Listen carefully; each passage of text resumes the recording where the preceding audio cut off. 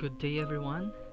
This is Kuya Ben ang may-ari ng YouTube channel Pinoy Misteryo na kung saan ang mga itatampok nating mga kwento ay puro katatakutan, kababalaghan at kung ano pa na may kinalaman sa horror.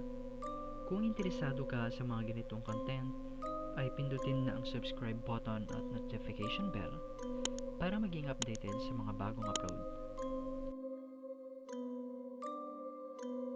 Sa gitna ng malamig at mahamog na lungsod ng Baguio, may isang lumang bahay na matagal nang iniiwasan pagsapit ng gabi.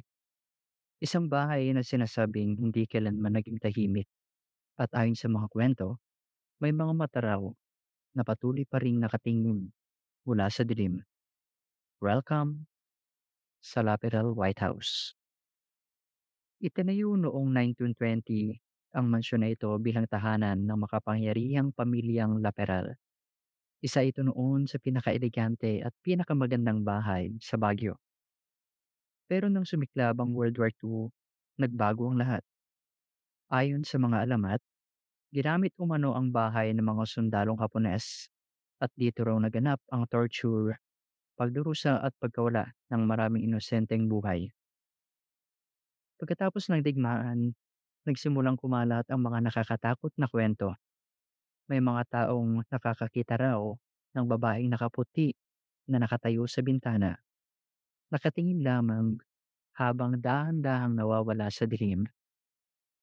May ilan ding nagsasabing may mga batang umiyak sa loob ng bahay kahit wala namang tao.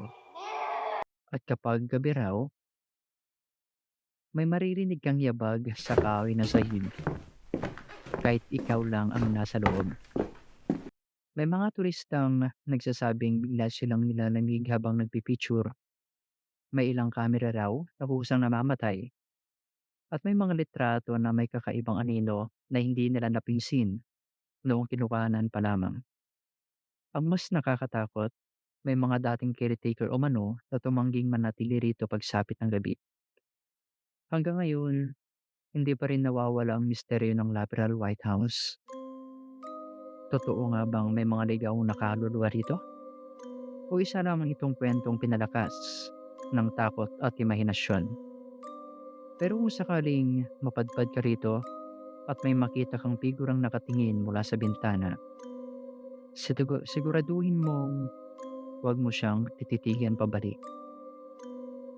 At kung gusto mo pa ng mga totoong misteryo at nakakatakot na kwento sa Pilipinas, subscribe ka lamang sa channel at tandaan, hindi lahat ng bahay ay dapat pinapasok.